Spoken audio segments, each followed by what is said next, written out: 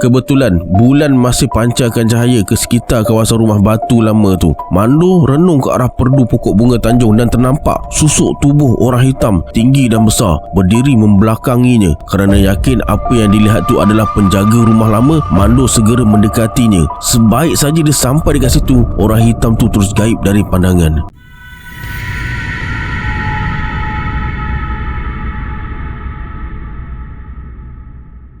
A'udzubillahi minasyaitonirrajim. Bismillahirrahmanirrahim. Assalamualaikum semua, kembali lagi bersama saya Syarul. Terima kasih sebab dah klik video ni. Semoga yang menonton video ni ditampakkan rezeki dan dipermudahkan urusan dunia dan akhirat. Hari ini saya akan sambung cerita bercakap dengan jin siri 173 dan 174 yang mana terlepas siri-siri sebelum ni. Saya akan letakkan link playlist dekat bawah. Sila like, subscribe dan komen dalam video ni. Pada yang nak join grup Telegram saya letakkan link dekat bawah. Macam biasa sebelum saya mulakan, jom kita baca selawat dulu. Sallallahu Rabbuna ala nuril mubin Ahmad al-Mustafa Sayyidil Mursalin. Sallallahu Rabbuna ala nuril mubin Ahmad al-Mustafa Sayyidil Mursalin. Sallallahu Rabbuna ala nuril mubin Ahmad al-Mustafa Sayyidil Mursalin. Tanpa buang masa lagi, jom let's jump to Rabak Serah.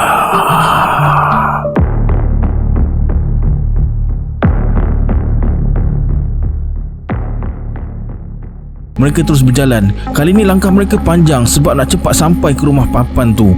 Walaupun begitu, dia terasa macam ada sepasang mata mengintai gerak langkah mereka dari rimbunan pokok kecil. Di kaki langit mula kelihatan kemerah-merahan. Masa membelok ke kanan nak masuk ke kawasan rumah papan, Andi tepuk bahu TJ. Ada apa Andi? Aku macam ternampak kelibat manusia berjalan di sebalik pokok-pokok kecil. Tak apa, kita jalan terus, kata Andi. Andi perlahankan langkah. TJ terus melangkah ke depan dan Andi tertinggal di belakang dalam jarak agak jauh juga. Tapi pelik, bila TJ toleh belakang, Andi dah tak ada. Tiba-tiba dia muncul dengan seorang wanita depan TJ dalam jarak 10 kaki. Siapa dia ni Andi? Dia perhati gerak-gerik kita Tama. Tapi wanita tu cakap bukan. Kemudian wanita tu perkenalkan nama dia sebagai Harisun. Tapi panggil Kak Sun je lah. Masa dia lalu tadi, dia terdengar suara orang bercakap dan terus sembunyi balik pokok. Dia nak tahu siapa mereka berdua ni sebenarnya. Takutlah kalau orang jahat. Kak Sun dah tahu tentang TJ dengan Andi sebab Mia yang suruh intip mereka berdua. Katanya hati-hati dengan mereka ni. Dan kata Kak Sun lagi, dia kerja dengan Mia, kemas rumah, membasuh dan macam-macam kerja rumah. Ramai orang tak tahu yang Kak Sun ni kerja dengan Mia. Mia suruh rahsiakan dari orang ramai kecuali anak dia. Kak Sun datang subuh, balik lepas asar. Suami Kak Sun ni dah meninggal dunia, kena tembak dengan tentera Belanda dekat Tanjung Balai.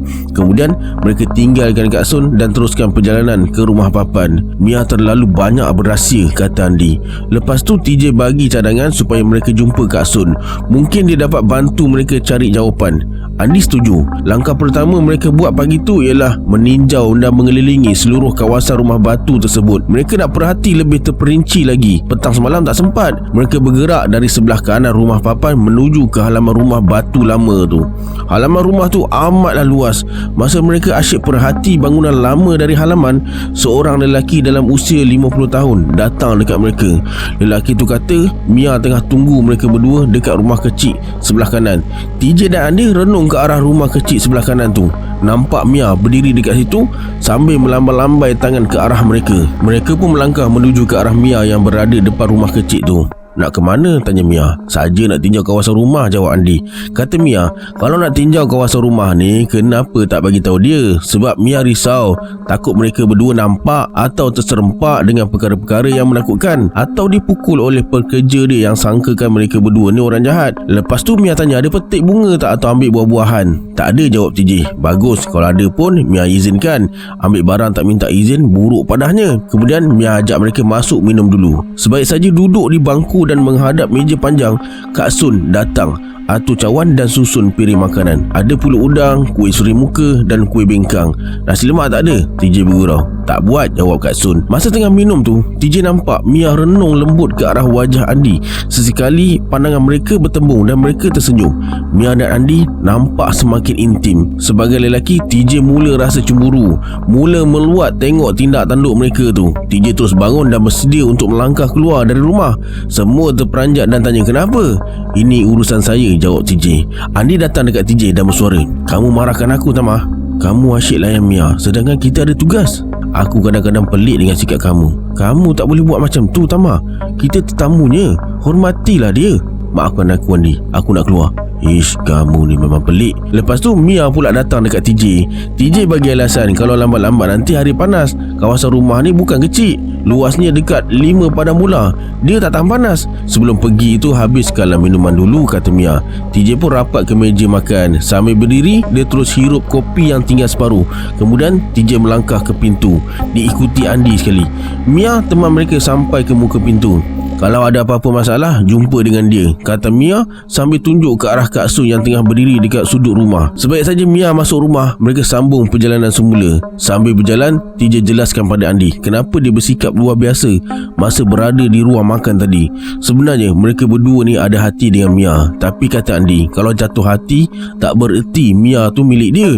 Kalau TJ berjaya tawan hati Mia, dia tetap gembira dan rasa bahagia. Tak ada sebab Andi nak bermusuhan dengan TJ ni.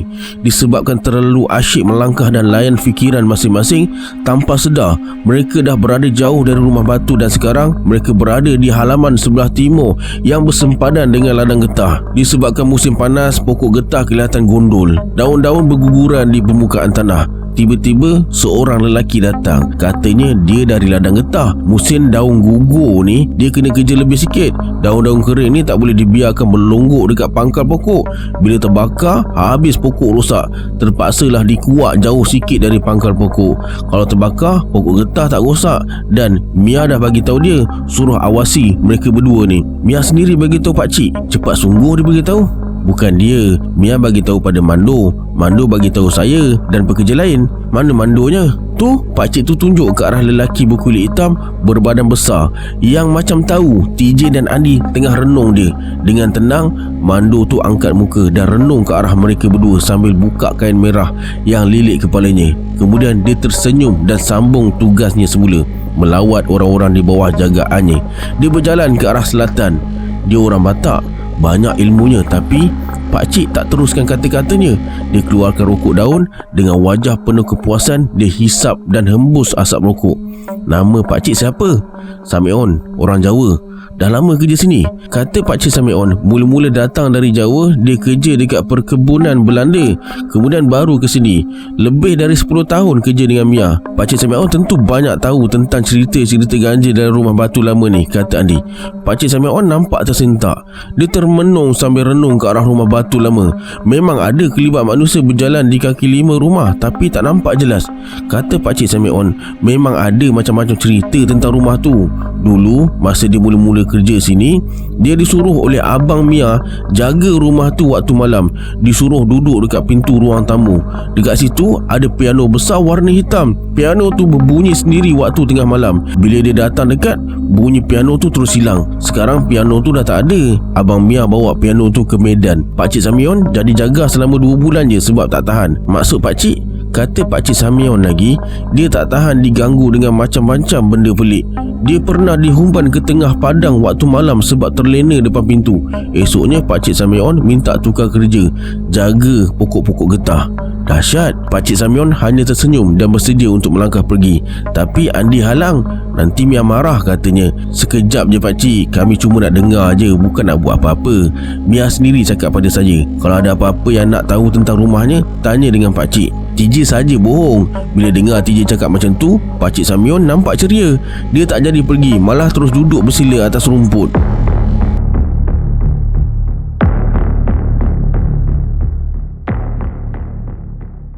Pakcik Samion terus bercerita. Dia dengar dari beberapa orang penduduk kampung, asalnya rumah tu milik saudagar Cina pada zaman penjajah Belanda. Dia dianggap oleh beberapa pihak sebagai tokoh perniagaan yang terkaya di Asia Tenggara pada masa tu. Ada ladang getah, cengkeh, kepala dan jalankan perniagaan gula secara besar-besaran. Selalu berulang-alik ke Singapura, Pulau Pinang dan Hong Kong atas urusan perniagaannya. Saudagar Cina tu mula berdepan dengan zaman gelapnya bila 2 orang anak lelakinya yang diharapkan untuk besarkan perniagaan ditangkap Belanda. Kedua-dua anak saudagar tu dituduh membantu perjuangan penduduk tempatan menentang Belanda. Kedua-duanya ditembak mati. Tak cukup dengan tu, isterinya pula diserang demam malaria dan terus mati disebabkan saudagar Cina tu berkawan baik dengan keluarga Mia. Segala hartanah dan rumah dijualkan pada keluarga Mia. Kemudian saudagar Cina tu berhijrah ke Pulau Pinang dan meninggal dekat sana. Panjang juga sejarah rumah ni ya, kata TJ. Pakcik Samion hanya tersenyum. Ada tak cerita lain yang pelik-pelik, tanya Andi. Kamu berdua carilah sendiri. Kabarnya kamu nak bermalam dekat rumah ni.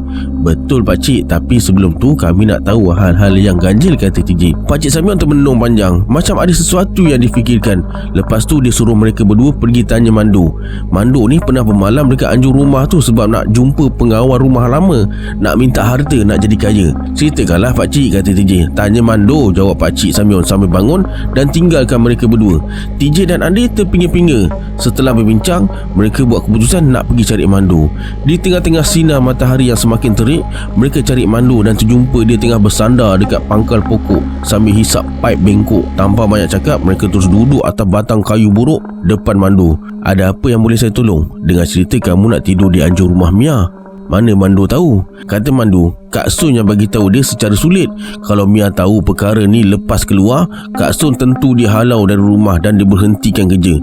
Lepas tu Andi beritahu yang Pakcik Samion ada cakap pasal Mando pernah tidur dekat anjung rumah Mia tu. Kata Mando sebenarnya dia nak cuba bila anak buahnya bagi tahu mereka selalu nampak perkara-perkara aneh dekat halaman rumah tu, terutama anak buahnya yang datang awal pagi, si Manan, tukang kebun. Dia orang Tanjung Balai. Sebelum subuh dia dah sampai sini. Kadang-kadang dia solat subuh dekat kaki 5 rumah. Kadang-kadang bawah pokok cempaka besar. Satu hari lepas solat subuh, dia ternampak seorang wanita cantik, kulit putih bersih. Mungkin wanita Cina yang tengah kutip bunga-bunga tanjung yang gugur. Bila mana nak tegur perempuan tu, dia terus gaib. Pengalaman dia pula masih tidur dekat anjung rumah tu, memang dia nak jumpa makhluk gaib yang jaga rumah tu sebab nak minta harta. Tapi dia lari lintang pukang, rasa nak terkeluar semua isi perut.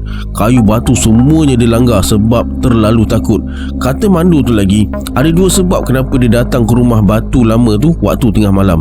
Pertama, dia nak pastikan sama ada cerita orang bawahannya tu betul atau tak. Kedua, kalau cerita tu betul, dia nak jumpa makhluk yang merayau-rayau di kawasan tu untuk minta sesuatu. Pukul 12 malam, dia masuk ke kawasan rumah tersebut dan terus mundar-mandir di kawasan halaman rumah.